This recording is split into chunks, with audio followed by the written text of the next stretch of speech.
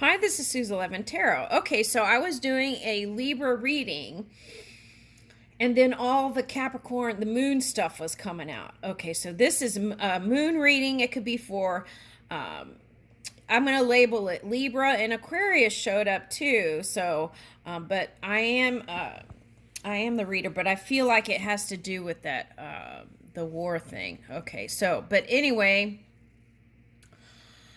um, yeah, because I go to zero when I do these readings. Okay, so anyway, so it's moon. This is a moon reading. So if you don't want to look in negative, you would want to click off. Okay, all right, because this is to bring understanding to shadow. Okay, all right. All right, so we touched on this card. Okay, so now we're moving. We did this one. Okay, and so this could be for the collective Capricorn moon, right? Okay, so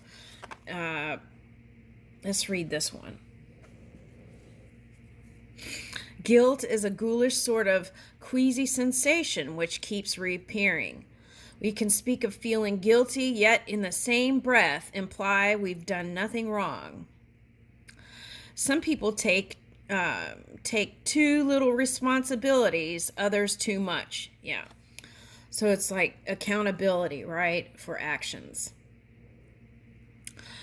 The phrase having a guilt complex became a voguish diagnosis in the early 20th century. As psychotherapist Alfred Adler put it in 1927, the guilt complex is a combination of self-accusation and repentance, which strives for superiority on the useless side of life. Even guilt itself, with its whirling obsession with self-punishment and blame, we saw pointing the finger a lot, didn't we? Okay, was a kind of avoidance. We feel guilty instead of doing what we know we ought. Okay. The Adlerian vision of guilt has been very influential in the modern self-help movement, in which guilt is seen to be the enemy of productivity and personal fulfillment. Most of us find ourselves stuck in interminable conversations with ourselves. Was it our fault or theirs? Should we take more responsibility or less? The truth usually lies somewhere between. It's less a question of making guilt vanish than adjusting to its background hum.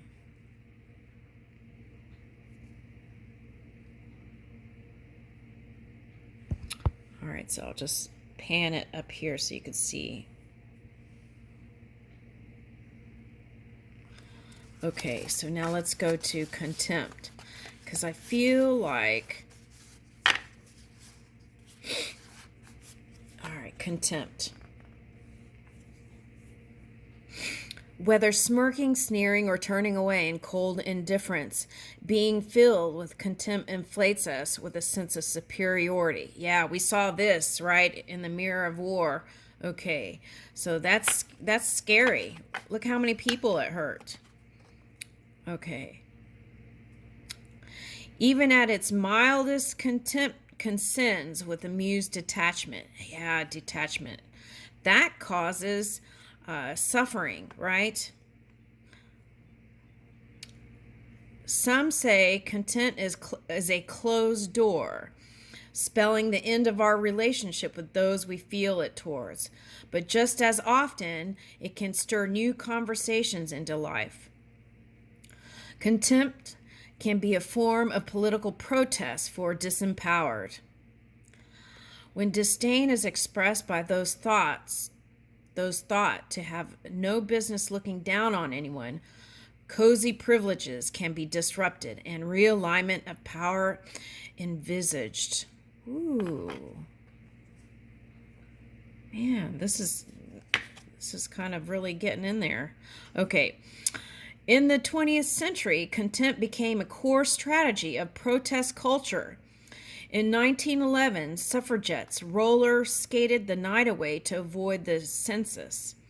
We don't count, we won't be counted.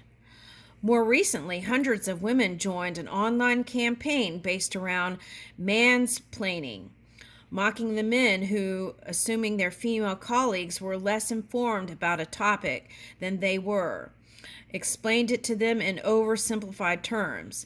In the 20th and 21st century history of women's rights, Contempt has played a crucial role, laughing in the face of convention in hope of shifting consciousness, or at least getting a conversation started.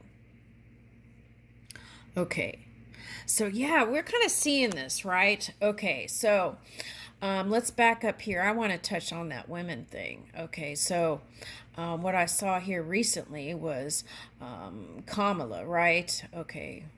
And she went over to Europe, and she was really tired and nervous, okay, is what I picked up. Okay, so I think she was overwhelmed with everything. And that doesn't mean that she wasn't connected to the intelligence, right? And it didn't mean that she wasn't capable. Okay, what it did mean was it was showing her, I feel like, to get a handle on the parasympathetic nervous system, right? Find new ways to de-stress, right? Because sometimes in those nervous times, then reaction, okay, in the physical can be something other than what you really wanted to say or express, right? Okay. So, but then some people took that as an opportunity to kind of down the woman, right? Okay. And what's interesting is it's like, and then even some women took advantage of that and took criticism to it. And it's a free world. We can, right? Okay. At any rate, it's not about feeling the guilt, if that was you. Okay, it's more about, I feel like the world is calling for more feminine energy. But there's an unwillingness to move in that direction. Look at all the men who are in charge, right? They're not in touch with their feminine energy, so they're getting their egos, or they're rubbing their own egos with this arms business, okay, and they're stroking themselves with it. It's all over the news. Okay, now I feel like what that's calling for is more feminine energy, which is more receptivity, connecting with the all, understanding what the community wants and desires, right? Instead of pushing force to have your way, right? With ego. Okay. So I feel like it's calling for more women to come into power in these key positions. Okay. But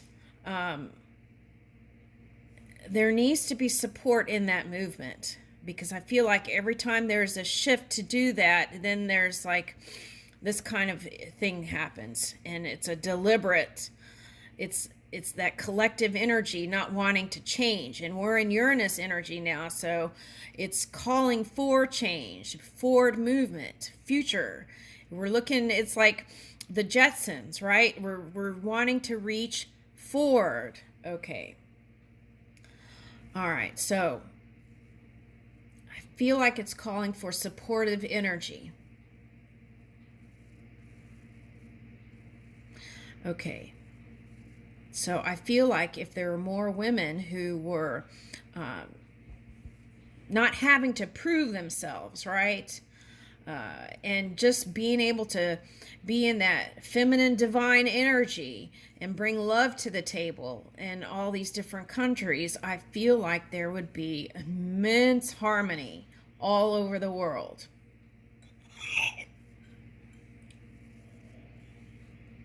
But it would take a collective agreement, and it would take support. So if, for example, America chose to, there's a woman president here. So if we chose to move in that direction, okay, so it would require support energetically. That would require news reporters to be supportive, right? When we move in a new direction, instead of, well, constructive criticism, okay, can be healthy. So it's like, if you're a reporter, are you crossing that line? Is this a healthy assessment of energies, right? That kind of thing. Okay.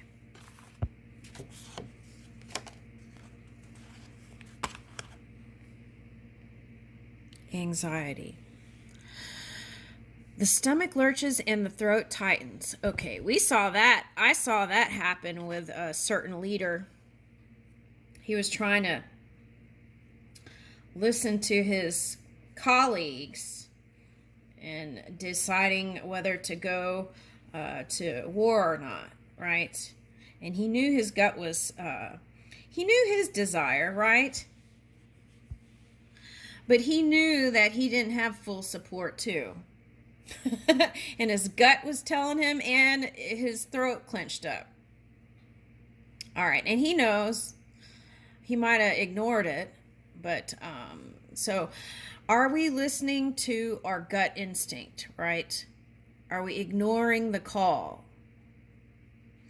Are we ignoring, when we choose free will, are we ignoring what would be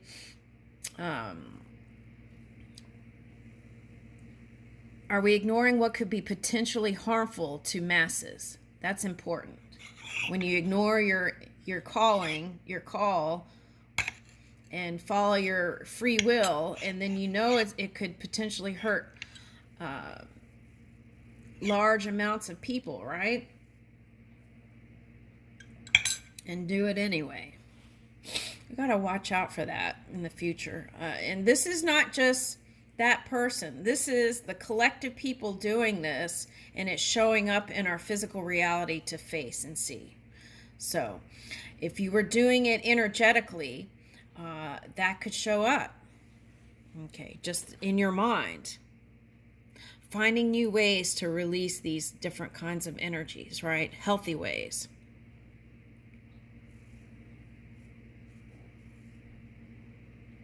All right, so the stomach lurches and the throat tightens. The eyes twitch and the mind zigzags across endless possibilities.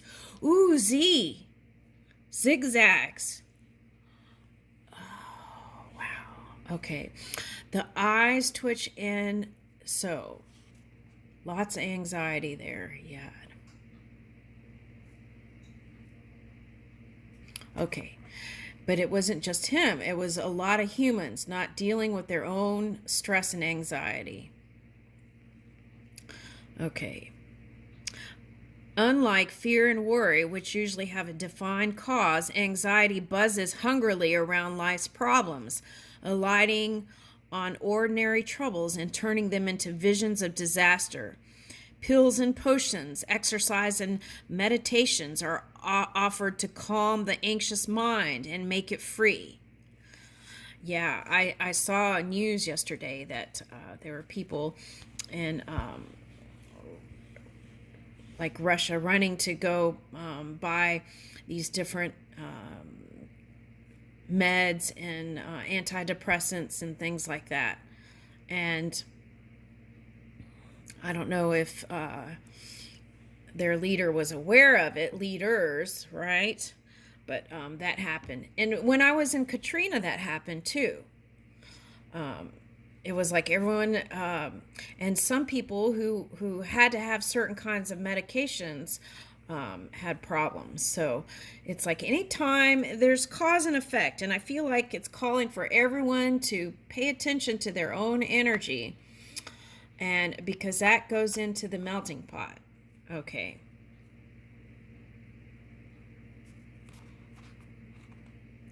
Pills and potions, exercise and meditations are offered to calm the anxious mind and make it free. In the post-war 1940s, the poet, I always say though, you can take these pills and things like that. It can be a physical thing, but you still have to do the releasing the mind stuff. because the pills don't do that for you. All right. It's like you have to be the driver of your emotions in your mind. In the post-war 1940s, the poet W.H. Auden was moved to speak of an age of anxiety, while the governments of Britain and the United States employed psychologists to measure and improve the population's serenity and security. By the time Miltown, the first of the blockbuster tranquilizers, hit the market in 1955, anxiety had become a multi-million-dollar industry. Today, anxiety is one more on the rise and most commonly diagnosed disorder in the United States. All right, so yeah, that could have been a mirror too. So you want to manage your own energy, right? Okay. And it's not just about popping pills, right? The red pill, the blue pill, the green pill, whatever all that is, right? You want to see what you can do, right? Naturally. Okay. But for the Danish philosopher Soren Kierkegaard, angst was an appropriate response to realizing life is not predetermined. Only the most spiritless have lived without anxiety, he proclaimed. So he would probably be alarmed to see how we treat anxiety today as something to be freed from rather than evidence of a terror of freedom itself. Okay, so it's like finding that fine dance, that line, right? Finding that fine tune place. All right. So it's not about escaping, I feel like the message is. It's about tuning into your emotions, moving it where you can feel at ease and flow. That's what I would say. Ease and flow is a place of full connection with spirit. And I feel like that's what all beings are reaching for that.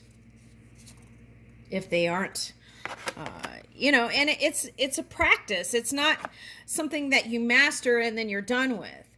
Because we come into new changes, new movement within the collective. And that brings us new things, new contrasts. So it's this constant changing. And we move with the flow, right?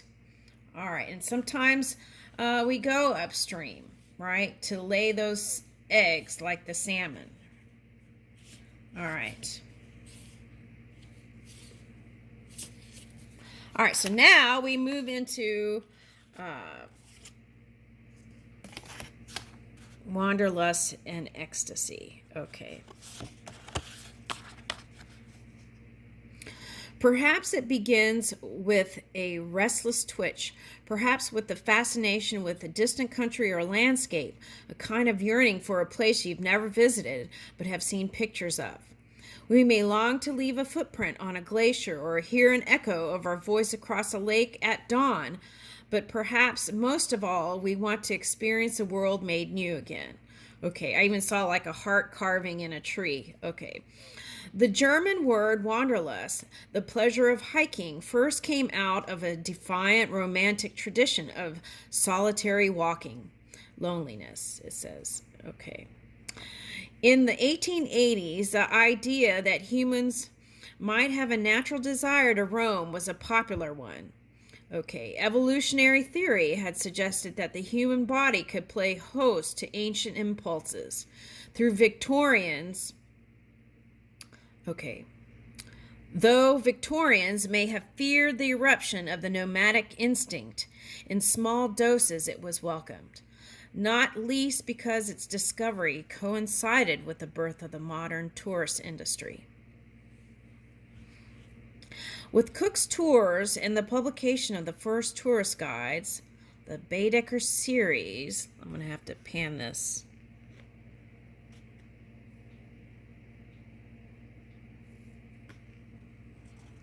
and the popularity of exotic travelers' tales from the likes of Jules Verne and Mark Twain, Europeans had never been more ready to be on the move. Okay, did that just in case you want to do a screenshot. Okay. We are the inheritors of this late 19th century movement of fascination with wanderlust. In it, we find a craving for adventure and discovery, which, just as it propels us towards the future, reminds us of our ancient past. Okay. Yeah, sometimes, and that wanderlust could be, for some, this deep desire of wanting to, this could go into they're showing me, this is what, some people having a deep desire to go somewhere and never leaving their house, even their town. And when you have this deep desire and you don't move with it or flow with it, then that can even show up as a war, right? That could go into the melting pot of creation. And then you have to go with that desire, right? And that could have been part. Okay, so I don't want people to get mad, but that could have been part, that's what I'm reading, part of the mix here. Okay. All right. So just be mindful of that. If you're creating a desire, you don't have to be the first receiver of it, but eventually, because everything you ask for is given, you want to pay attention to that. Okay. So are you creating a desire that you're not moving with?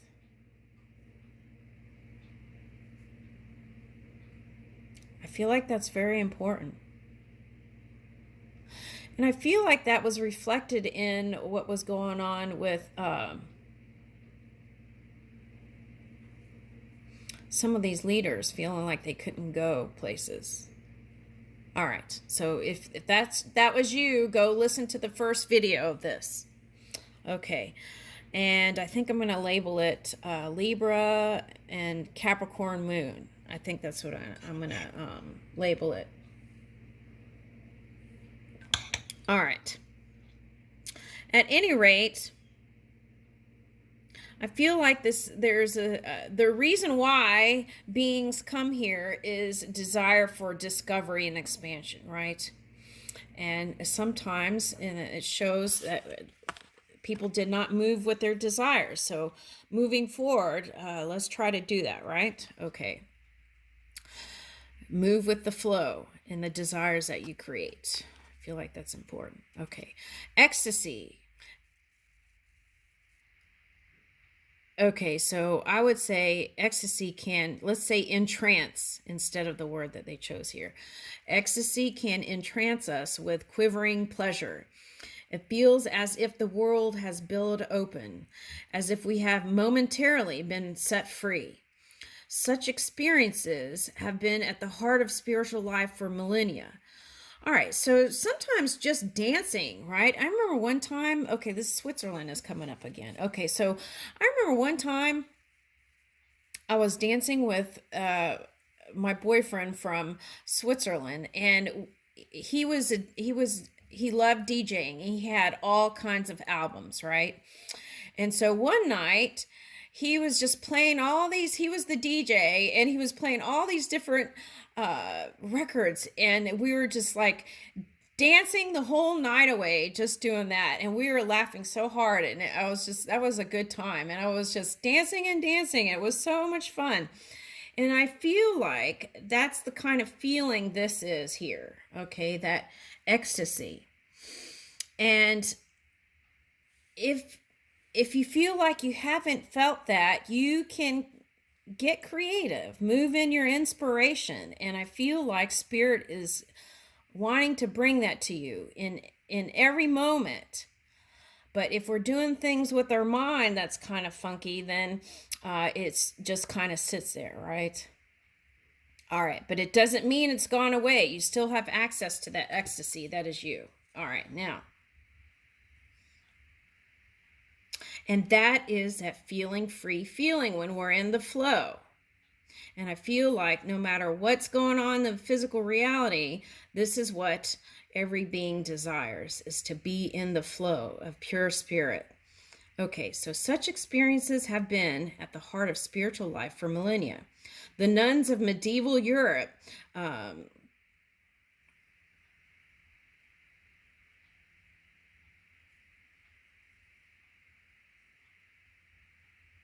Okay, fasted. Let's skip that part. The nuns of medieval Europe fasted to be rewarded with visions.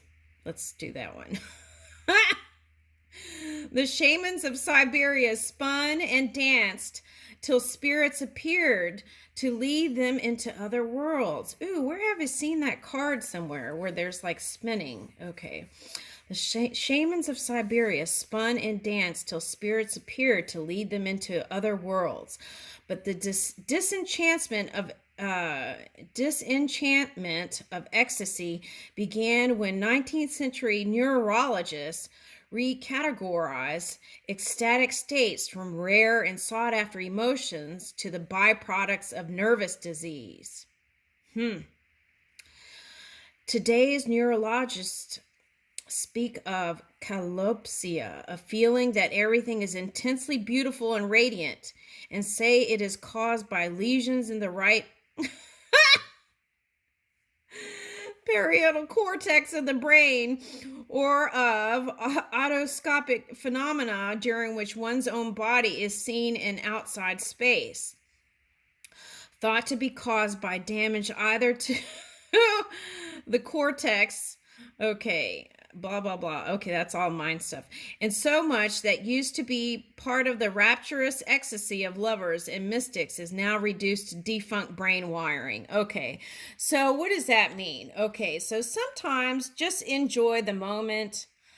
Okay, so it feels like Virgo energy. It's like having to analyze and dissect everything that kind of takes away from the joy. So it's like, be in the moment, right? You don't have to explain everything. Just enjoy the flow, right? Enjoy what it is. Okay. You don't even have to label it. Just be in the flow and enjoy the energy. Okay. That's what I get from ecstasy. Okay. And so I feel like, to recap, I feel like whatever all these things, right, that was going on in the collective that was suppressed and showed up in this thing called fighting and war, right? What we're all reaching for is this kind of like free moving energy, okay? And bliss, the flow. And that's always just one breath away, isn't it? I'll leave you with that. Thank you.